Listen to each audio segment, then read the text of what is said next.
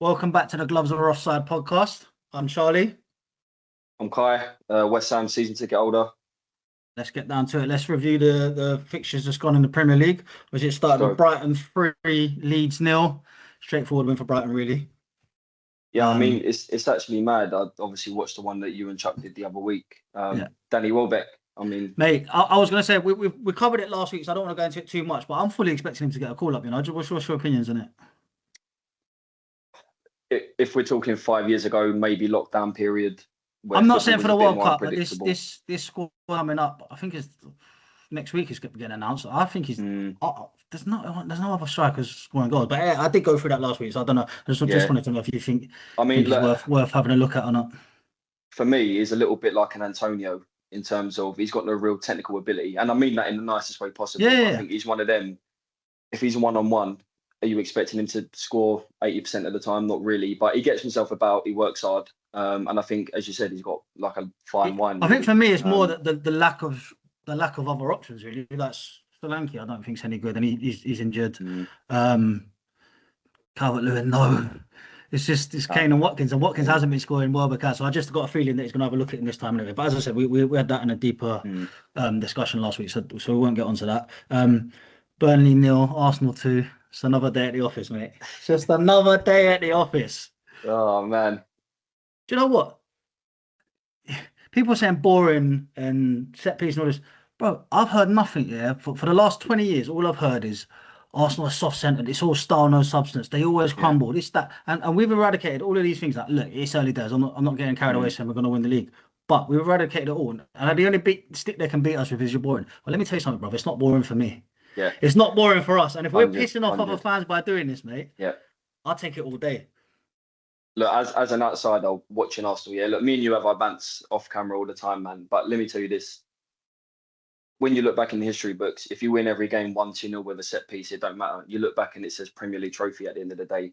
That's it. Um, I think, look, as you said, Arsenal in previous years, especially the last couple of years under Arteta, you've kind of been the Audley Harrison of football. You win the early battles in December and all of that, but when it comes to March, April time, live on Sky, you end up crumbling. And I mean that in the nicest way possible. But I think, look, there's no right or wrong way to score a goal, is there? You know what I mean? And titles can be built on defense as well. And this defense is impenetrable at the minute. Look, there's going to be tougher games to come, but we've done well in the tough games in recent seasons. It's the more sort of straightforward game. There's no straightforward game in the Yeah, Premier League, but more straightforward games where we slipped up.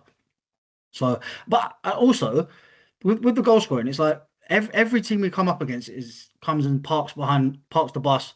hmm, It's hard to break these teams down. I beg somebody. I was watching Bournemouth City the other day. I beg somebody come to the Emirates and play like that. yeah, Bournemouth yeah, yeah. turn up and say, I don't know what they were doing. We're going to get to, well, we might as well go into it now. But obviously, 3-1 City against Bournemouth. But Bournemouth turned up with a high line against Erling Yeah, Haaland, and he's just yeah, running in behind time and time again. I beg somebody come to the Emirates and play like that and see what we do. Because we're winning games 2-0, 1-0. We're not having to get out of second gear.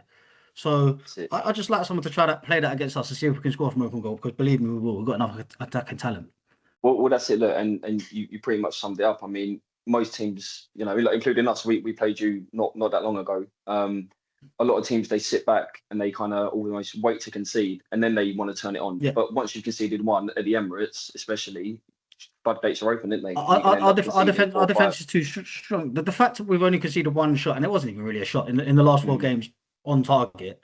I mean, it's a mad stat, but I think as well as our defense is, and it is incredible, it also mm, shows the attitude of the teams that we're playing. I think that there's that fear factor now when you come up against Arsenal, and teams are yeah, just yeah. trying to get away with a 0-0, and I think, oh, we Mm, can defend set pieces, and that's what we've had to master the art of set piece because you can't always break these teams down. They're all well. Um, Solid, well drilled. well, Yeah, well, yeah, well yeah, drilled teams, yeah, exactly. So yeah, but I mean, I'm more than happy. I expected it. I said in yeah. my prediction video, straightforward 2-0 win, and that's what it was. I'm expecting that for 6 weeks now, to be honest. Yeah, I mean, that's But it. I'm not getting ahead of myself. I am a little bit, but I'm a football fan. But I'm trying not to because of the heartbreak of Yeah, previous 100%. seasons. Let me ask you this though, Charlie. Yeah, you're a passionate Arsenal fan. Is this Arteta's year? And if it's not for whatever reason, what's got to happen? Because I think look, we. from the outside noise, all I'm hearing is that this is Arteta's last chance. He's had a couple of title challenges where it's kind of almost gone the distance. What's your take on it?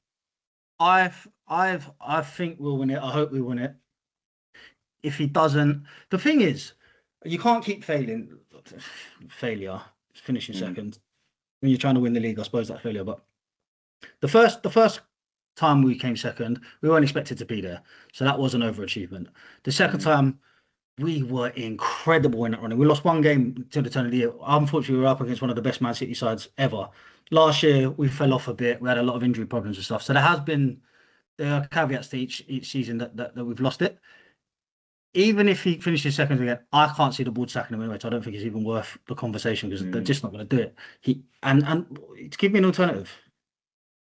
Well, look, if Emery, you get rid of him, who comes in? Who comes in and does a better job? Well, that's it. Look, when you had Emery, all I heard was, "Oh, look, we just want Champions League nights back. You know, anything's better than this." And look, you got Liverpool in crisis mode at the moment. City are dropping points.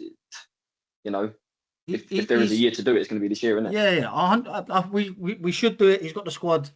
He's had the money to spend. He's got us in the position where we.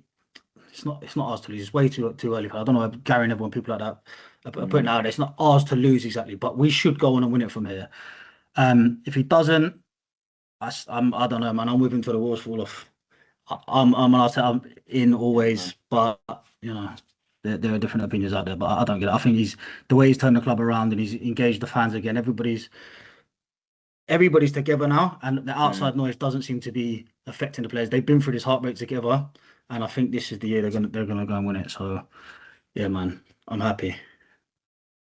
That's that game. Stuff. Palace 2, Brentford 0. Jean-Philippe Mateta. I mean, well, that was a lovely header, to be fair. Yeah, really. He's so pivotal for them, isn't he? I think. Thing is with Palace, that unbelievable season last season, winning the FA Cup and stuff. Looking at their results in Europe as well, can they adjust to the Sunday, Thursday routine? I mean, look, they're doing all right at the moment. I think Oliver Glasner's a fantastic manager. I really do. That's it. Yeah, no, Mateta's a bit chaotic, isn't he? But he's a brilliant player.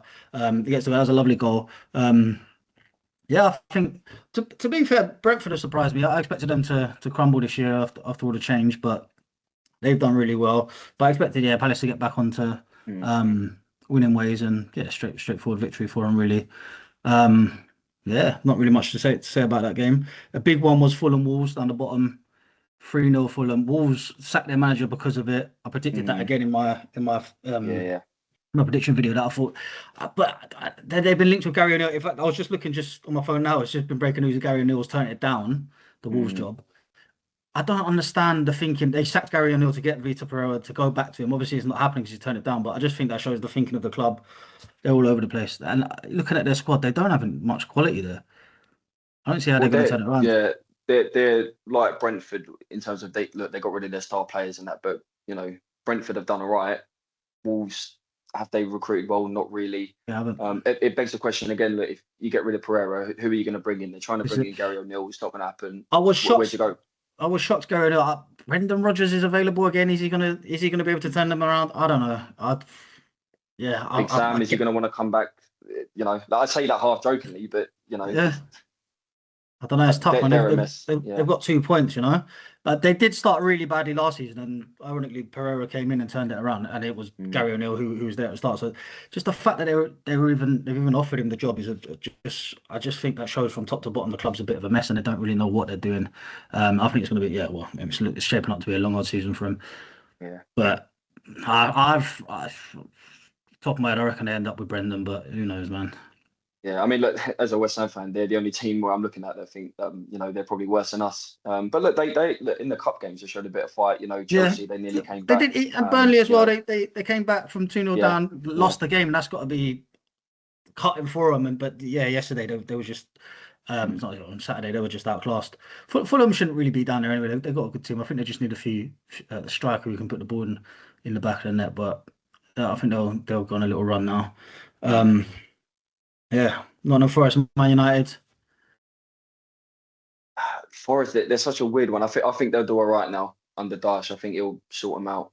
Again, they're going to go the complete opposite to Ange. They're going to be well drilled now, set pieces. I'm surprised Chris Wood isn't getting a look in. at the moment. He's a guy that can score goals. And he's a Dutch player as well. You know, he had him at Burnley, and he's the sort of person you think he'd look to. But yeah, I think their squad's too good to be down there. Dyche's too long in the tooth. He knows how to keep teams in the Premier League. So again, though, it is the balance of Thursday, Saturday, Sunday football. Can they deal with the European stuff? Dyche doesn't. Is he going to want to take it seriously? You know, they had a good result, you know, in Europe the other week. Is he going to prioritise Premier League safety? Probably. I think you have. Given the financial pressure, I think he's going to have to, isn't he? I think you have to. But yeah, I mean, to keep the job, maybe he needs to do well in Europe. You know what Marinakis is like. If they did get outside, I don't know. It's tough for him to juggle the two, but I think they'll be fine. Man United, after 3 wins in a row, they probably expect to go to Forest and win, but it's 4 unbeaten from, so it's still improvement. But I just think they're not anywhere near the finished article, and I think a top 8 finish for them would be good this season. 100%, yeah. Given where they finished last season, just on a note, mate, Fernandes, I just don't like him.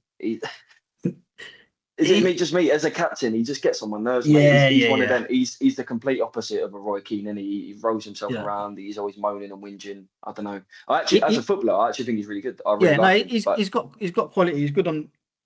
Obviously, he's good on the ball, and he gets goals and assists. But you're right. As a leader, when times are hard, he's not the sort of player you look to for that inspiration. But he is the one that's doing it on the pitch. So it's like, can he inspire people that way? But yeah, I don't know. I think. Yeah, and obviously Ahmad got the goal. It was a brilliant goal, the equaliser. But they've been playing in wing back, which is crazy. I just think Amorim, he's just set in his ways, and I think he'd help himself to have a bit of flexibility with his setup. You know, you can't just have a plan A as a Premier League manager. It doesn't work. Arteta's had times where he's had to play defensive football, times where we can be a bit more expansive. You have to be flexible in this league, you know, especially when you come into a team. If he's so set on his formation and his setup, and you don't have those players yet, you must have a plan B until you get your players in. I just think he's a bit mad. Diallo's an attacking player, and he's proven that. Yeah, look, you took the words right out of my mouth. I think, look, when a manager comes in, you've got to give him a couple of transfer windows. During that time, you've got to mix it up. But as you said, look, you can't. I think the modern day manager, it's always my way or no way. I think they have their set, and sometimes that's great over a long period of time, but how long are you really given as a Premier League manager? So I look at it and think, right, these are the players I've got. Let's play to our strengths. That's exactly it. You know? What's the best way of me? What's the way of me getting the best out of these players? But then you look at someone like Vincent Kompany, who was set in his ways at Burnley, got relegated, and then gets the Bayern job off of it. So God knows. He's doing a good job, by the way, but it's just it's a bit of a weird one. Tottenham, Chelsea, 1-0 Chelsea. Tottenham were awful. Really bad. You know what? They have not impressed me at all this year. Look, obviously I'm a West Ham fan. There are Premier League rivals, and obviously you're an Arsenal fan. I'm not trying to be biased here. They haven't impressed me at all. And look, it's early days for Thomas Frank, but the only game derby under the lights.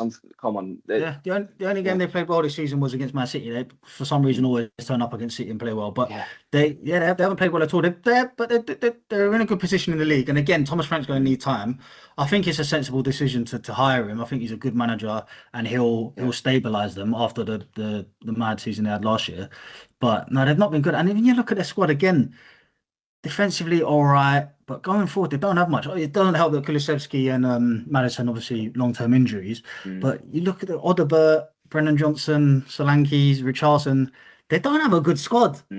So what? A lot of them are players as well, aren't they? Yeah, the fans are booing. The fans are booing Thomas Frank already. All right, he's only won one home game, so it's disappointing. But you look at what he's got to use, and they don't have a good squad.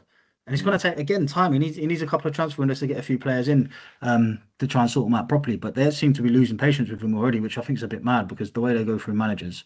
And I thought when they hired him, it was actually a sensible thing for a mad club to do. So, yeah, strange one. Is he going to get given the time? Probably not. Did you see Jed Spence and Van der Ven brushed him off? Brushed him away, so I mean, it's not that big a deal. I suppose they're upset they've lost, and I'm sure I don't think he's the sort of manager to throw him under the bus. He'll have a private word with him and sort him out. But the signs aren't good for them. Like you said, a home derby game against a rival, and I don't think they even had one half decent chance really. You look at the highlight reel; it was just all Chelsea really. Chelsea was all over them. You know, So this year it's disappointing time for Tottenham. Liverpool 2, Villa 0. A lot better from Liverpool from recent weeks, but they did ride their luck a bit. Villa Yeah, I was had going to say chances. they capitalised on a mistake really for Yeah, the Salah yeah, goal, and yeah, I think look, same when you're down there and your luck's not in, you need that bit of luck, didn't you? yeah. Villa are a weird one. They're good kind of spells, didn't they? Again, they're a bit hit and miss this season. Yeah. But yeah, look, I think Liverpool will be all right. I think they'll still be up and around Champions League places. It's way too early to write them off, and Oh, you yeah, know, 100%. I do think defensively they're very shaky, and one injury at centre back could throw them mm, into another spiral as well. But they've got a lot of attacking talent. But you're right, they capitalised on the mistake, and then the second goal was a deflected one. Villa did have their chances, mm. but at the end of the day, Villa are a good team. They just beat City, and Liverpool coming off all these defeats. Yeah, it was a good performance back to winning ways from. They got Real Madrid tomorrow, I Yes, believe. yes, So that's going to be an Liverpool. interesting So one. Trent Because return. In Europe, they're doing all right. Yeah, I was going to say Yeah, yeah, return they're of doing Trent as well. well. What do you reckon reception will be like at Yeah, Anfield? I don't think he's going to get a good reception at all. Nah, I don't. I think No, he's going to get booed off the park, mate, every touch. yeah, yeah, they're gonna make life difficult for him, but it is what it is. He's a homegrown player who won everything from. I think it's the fact that he left on a free that they don't like, but But no, then they've got the little it's team one and of them everything that I'm going not a on. Liverpool fan, but he stayed for an extra couple of years, Yeah, won and he won it everything all. with you. The homegrown player who won it all, but Homegrown yeah, I player, think you that's didn't pay anything for him. I think yeah. all the trophies you've won is payment enough, in my opinion. Yeah, But I, that's just I, me. I agree with you, but like you said, we're not Liverpool fans. We can't Yeah, connect with that club, but I think it's a bit harsh. But yeah, we'll see. But from what I read, I don't think they're going to welcome him back with open yeah, arms. no, I don't think And so. I think they'll struggle. Real Madrid are on form. They just beat Barcelona and what scored 4 on the weekend. Jude Bellingham's on fire. Yeah. So I know it's at Anfield, but it should be a good game. But I think, Mm. yeah, I think Madrid will run them ragged, I reckon. But yeah, Villa masters of their own downfall in that one. It's just again this constant need to play the ball out from the back all the time. Last dying moments before half time, and you just put yourself in a world of trouble there. Lemmy Martinez. So Yeah, yeah, look, again, managers with, I've got a few people that I know that are Villa fans, and they're saying they're, especially the start to their season has been on Emery. It's been, like they can clearly see playing that from the back isn't working, but he's saying, no, this is how I want him to yeah, play. Again, master of your own downfall, isn't it? that's it, man. On Sunday fixtures and take it away, your boys. West Ham Yes. 3, Newcastle 1. Finally, a win for you to see there. Oh, mate, first one since February, Yeah, which is crazy. We had a chat before the game, and we were talking about Lucas Paqueta, and look, he's a fantastic player, Brazilian international. Um, we just don't see it enough of that consistent performance. He does a performance like that, and he'll go missing for 5 games. But it shows when he's on, and he can really can make a you compare difference. him a bit to what you're saying about Bruno Fernandes? Does he sort of throw his toys out the pram a bit sometimes? I think Yeah, I sometimes it think looks like he's not really on it. he's just look. He's a typical kind of South American player, and especially with our struggling form at the minute when things aren't going his way. I think referees and players know that he's going to go down easy, which doesn't help him because he's always looking for the free kick and He's always whatever. But looking for look, the I've looking for always the said about Paqueta, yeah, yeah. Well, look again. Look, I'm glad all that nonsense is over with now as yeah, well. no, of course. Look, obviously, I don't have too much to say about it. Really, he's been proven not guilty. I can't, we'll never know the ins and outs of it. But look, in terms of the game, we actually deserve the win. No, 100%. Yeah, yeah, I watched it. You and to go 1-0 down so early as well in the mm, position you've been in, the way you've been playing, the heads could have yeah. dropped. But I suppose they showed that they're willing to fight for the badge and fight for the new manager. So yeah, the signs were good. You definitely deserve to win the game. It's all over him. Yeah. I mean, I want to give a special shout out Freddie Potts. I mean, Yeah, academy graduate, 20 years old. His dad used to play for the club, 500 odd appearances, absolute legend. yeah, you remember I his think Steve, he you know. Sky man of the match, if I'm not wrong about that. Possibly, I'm not sure. Yeah, Yeah, he didn't look out of play. He looked like an established Premier League player. I just look. I've seen people comparing him to Declan Rice. I don't want to hear any of that. Just let the guy play his football, man. yeah, no, Same position as well, isn't it? So yeah, man. And look, I've been going on about Max Tillman. I think that was probably his best game for us. But like, all of that said, one performance doesn't change what's going on at the club in a minute. And it makes things interesting for Saturday. We've got Burnley. They're 3 points ahead of us, so we need to close that gap. Um, But yeah, I'm just happy we got the win and we got to move on now. Yeah, no, definitely a lot more fight. I've been watching the last few games, and they looked like they were down and out, and just sort of the heads have dropped, and they weren't really trying. And on as I said, to concede the early goal, and on the goal, Malik Diouf, the defending just looked terrible. But then to go from scoring that goal to the way you played, it's a brilliant turnaround. So the fight's there, man. I said at the start of the season, I thought you'd struggle, but you'd be all right. I thought you'd sort of finish maybe one or two places above the relegation zone. And I still think you will, because you've got too much quality. And Jarrod Bowen's quality, man. He's a top player, and I just think when you've got players like him and Paqueta, not too good to go down, but when you've got those players who can give you brilliant moments like Paqueta did on the weekend, I think you'll be all right. But like we say, it's early days. Yeah, hopefully, mate. Let's one result in it. But and Nuno's another one. He's long in the tooth in the Premier League. He should solidify. You know. And look, as you said, he needs a couple of transfer windows now. If we're serious about sticking with him, we can't keep doing this chop and change and stuff, man. He's our manager now. We've got to back him. Hopefully, onwards and upwards, man. Yeah, that's what I can say, really. And then City, Bournemouth. I touched on it earlier, and I just thought it was mad. I know Bournemouth are a really good team, and I suppose it's good that they had the attitude to go and win. They weren't scared, but to play that high line when you're playing against Erling Haaland, it's just mad. He got in time and time again, and he's just in pure freak mode at the minute.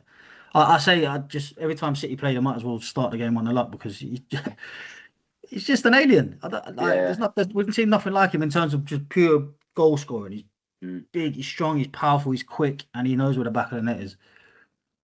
Yeah, look, on Haaland, I saw, I don't know if you saw it as well, Char. Sky Sports did a poll, and they basically said it is Haaland up there amongst the best in the Premier League since its beginning in '92.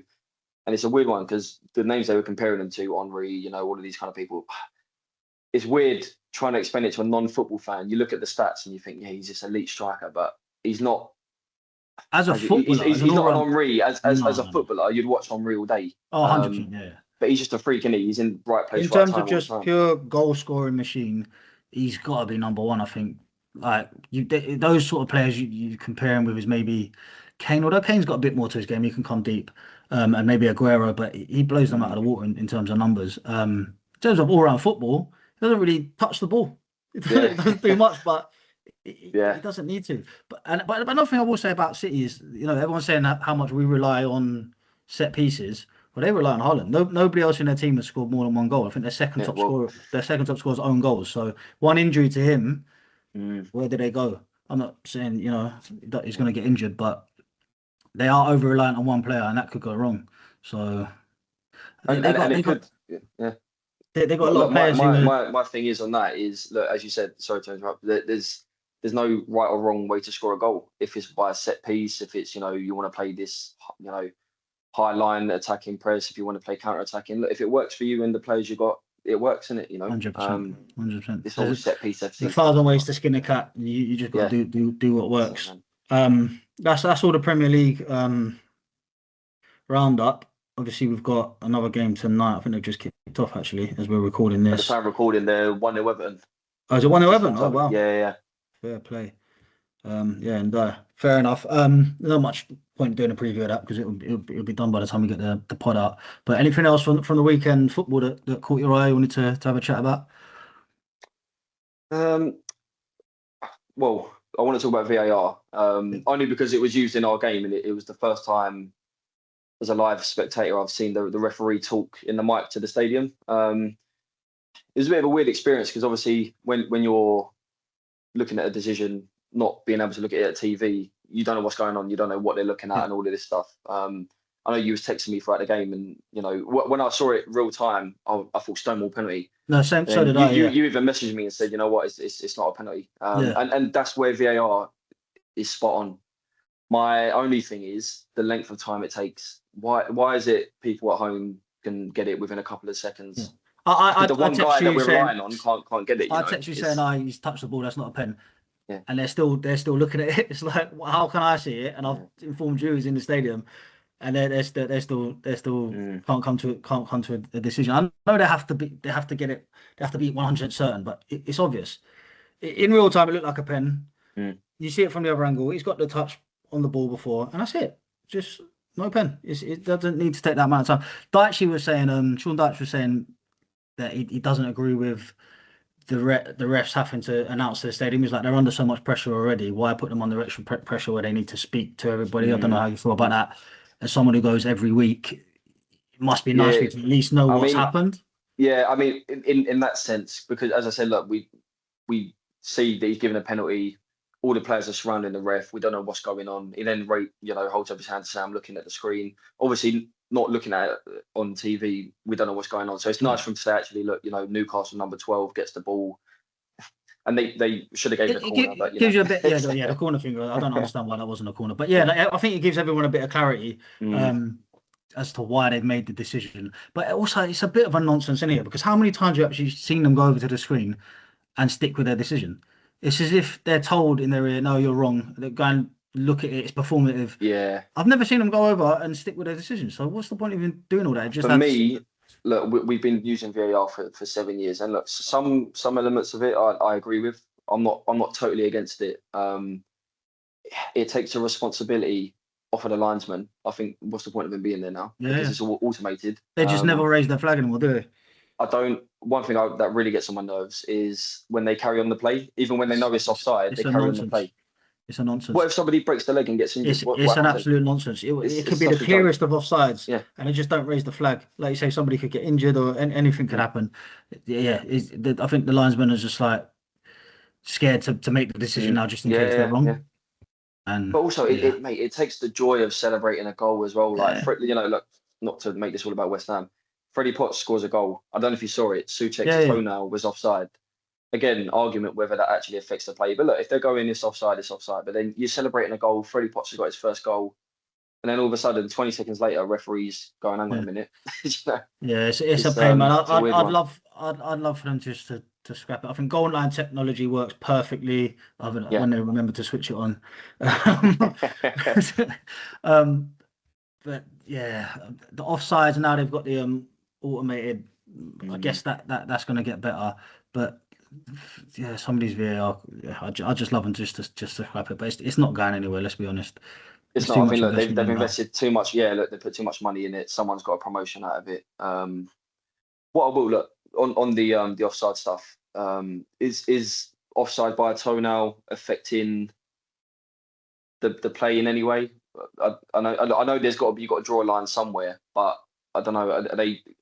The reason why I'm asking it is because if you're taking 10 minutes to come to a conclusion, it's not clear and obvious, is it? They're looking for reasons to disallow goals. They're re-refereeing games, and that was never what it was for. But even the offside rule, it was never brought in to stop somebody's toenail being offside or their armpit being offside. It was brought in to stop goal hanging. You can't just run up and lump it forward and he runs in and score. That's what it's brought in for, not for these little minuscule toenail decisions. Yeah. It's a nonsense. But like you say, I suppose it gives clarity. If you even an inch past, everybody knows the rule now. So yeah, I don't know. It's frustrating when it's your team on the end of it. But I just think they've got. I don't know how they've got to be quicker with it because remember the disallowed goal Liverpool Tottenham the other year and the stuff going on behind the scenes. It's like a comedy sketch. It's like what are they talking about? It's madness, and they're the professionals. It's like you said, you're at the game. I'm watching at home. I'll text you saying, "Oh no, he's got touched the ball there. That won't be a pen." And then 3 minutes later, the referees announce the decision. Like, how have I seen it before you? Surely you. It's crazy. I don't really know what to say about VAR. It frustrates me, and I hate it, to be honest. Anything else caught your eye? Not really. Just happy we got the win, mate. That's just moving on up, man. Cool. Let's leave the football chat there. Then, did you see the we've gone to the boxing. Did you see the Buatsi any of that card? I did. Not sure what all the controversy was about in terms of the decision. It's just an awful fight, wasn't it? It was just Look, from both fighters, I think Buatsi can't reflect on that and say that was a really good fight. I think that he should have put him to bed early doors. I mean, the other bloke's a bit of an armpit fighter, isn't he? Any kind of combo that Buatsi got on him, he's on the floor. He's on the floor every other round. Like not from being hit, just jumping on the floor. He was spoiling everything, all Buatsi's work. Very negative. Maybe he did win the fight. There was not really anything in it, to be fair. Maybe he did win it, maybe he didn't. But I just feel like when Buatsi turned over after the Olympics, I expected him to go on and start really dominating the division. Now, Mm. and he just hasn't kicked on. He's in his 30s now, and he should, like you said, he should be putting guys like this away really with relative ease. His last fight against Smith was one of the greatest fights, and he's shown Unbelievable, he's got that unbelievable. dog in him, and Yeah, he yeah, came out that, even though he lost, he came out that looking back and said, okay, now you can kick yeah, on. You know, you show yeah. you can hang at that level, and he just dropped down again. Maybe he's one of those fighters who needs to fight a big fighter to raise his Yeah, level. yeah, yeah. His level is of the fighter that he's fighting. But yeah, it was really poor. It stank out the place really. Mm. Um, but he got the win and he moves on, I guess. But yeah, there's a lot of controversy about one of the worst decisions ever, and well, it wasn't that. But the other geezer didn't do anything, did he? Zach Parker didn't. Yeah, He didn't do anything to win it, really. a bit like, you was talking about Parker Woolley. You got to show the fans something. Yeah, You got to show them that every time a combo was popped off with a 1-2, he started, as you said, dropping to the floor, hugging yeah. him, He headlocks. dives in, head down, Yeah, and just he's trying to ugly spoil fighting the it. work, and he's a very awkward fighter. And I understand that's why it's difficult to break a fight like that down from Buatsi's point of view. But he should be skilled enough now. He's an Olympic Mm. bronze medalist, and he's had enough pro fights. He should be skilled enough to find a way. So yeah, I was a bit disappointed with him. But did you see the fight before Lyndon Arthur Why was that against not the main event? Bradley? Bloody Brilliant mate, fight. what a fight! Yeah, What a brilliant fight. fight! Brilliant fight. Um, Raya obviously put him down in the, I think it was the second round or third round. Second It round, yeah, yeah, looked like he yeah. was going to go on and destroy him. And Lyndon Arthur's just come around, beat him up really.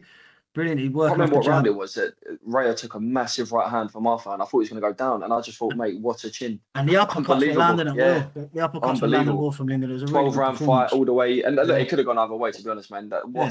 that's the kind of fight where I'm thinking, That's what he Buatsi, wants. you got to start, Yeah. can he do that? That's the question. I don't I know. only so I was watching the Liverpool Villa game when that started, so I missed the knock, but I was following it on Twitter. I saw he got knocked down, Mm, and that Raya was sticking on him a bit, and I really liked Lyndon off. I said, oh, so I turned mm, Liverpool were turning up, so I turned that off and switched over. I think I tuned in about from round 5, and I was expecting from what I was seeing on Twitter for Lyndon to take a bit of a beating, but from when mm. I picked up, Lyndon was teeing off on him, man, uppercuts and working off the jab. His footwork's really good. His jab's Sixth round amazing. onwards, yeah, you're sticking on him, man. Yeah, he's got really good fundamentals, Lyndon. So I'm glad he won, so he can perhaps get another big fight from this. I didn't see the Liam Cameron fight before, but I hear that was a bad decision as well. He got given the decision, but I haven't seen the fight, so Mm. I can't really Yeah, comment I can't on it comment too on that one, much I'm afraid. because I was watching the football. Yeah. Obviously, he was probably coming back from the game yourself. So yeah, I don't know if you've seen the. We'll go more into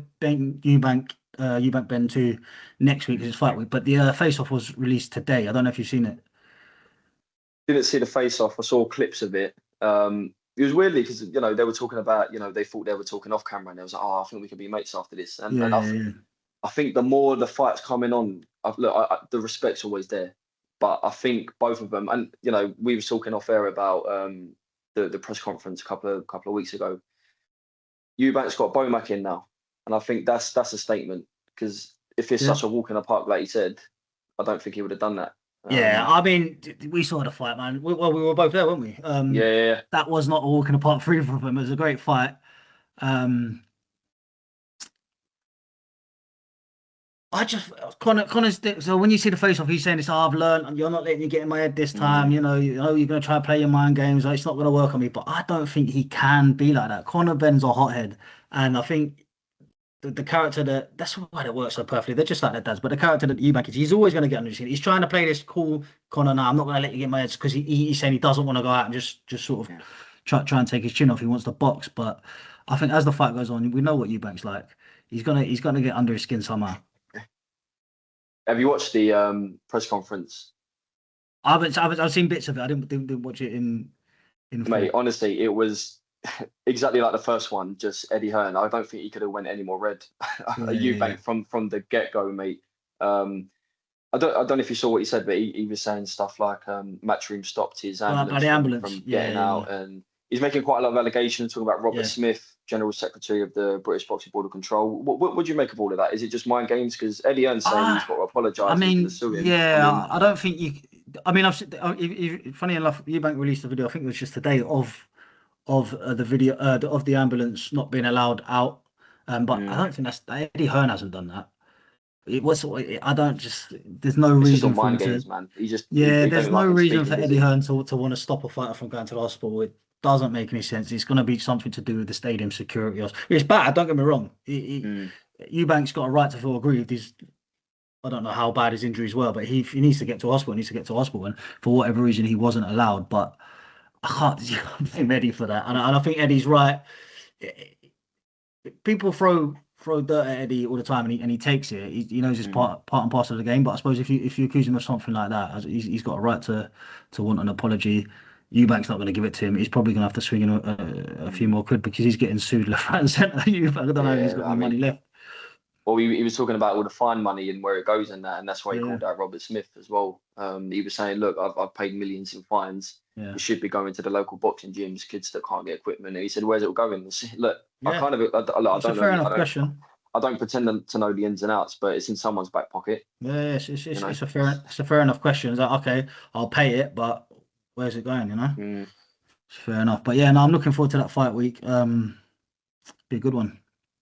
Yeah, I mean, it's just to touch on what you said, I think Conor Benn has to go in boxing this time. I think he can't gas himself out fourth, fifth round. But I think that's what he's going to do, mate. I think he's just going to go in and try and take his head off. But it's interesting. He's no longer saying, "Oh, I'm going to render you unconscious," all of that kind of stuff. This is what I mean. He's trying to change his output, but I just think as the fight, because the head to head was filmed a couple of months ago. I think it was after about after the press conference. So it's not fight week yet. They're not in that zone, you know. I think as it goes on, Eubank's going to get under his skin again. Yeah. We know what sort of fight it's going to be, and the last one could have gone either way. I do think Eubank took it in the championship rounds, but it could go either way. I'm not going to predict anything yet. I want to see what they're like on fight week, and then do it. But yeah, we'll go deeper into that next week, the following week. Sorry, when they're having their fight. Yeah, I think that's pretty much everything we wanted to cover. Yeah, that's it, man. Look, as I said, we've got some good fights coming up, man. Christmas period is going to be here quicker than we think, man. Games are going to be coming thick and fast, really. If you haven't done already, give the video a watch that I did about West Ham and our current situation. Obviously, it was filmed before our last game. Just keep supporting us, man. Yeah, that's it. Like, comment, subscribe, all that good stuff. Anything you want us to talk about as well, we make videos individually. We do these conversational ones as well. We're not the only two contributors to the channel, but anything you want us to talk about, let us know in the comments, and we'll just we'll get it done. See you next week. See you later.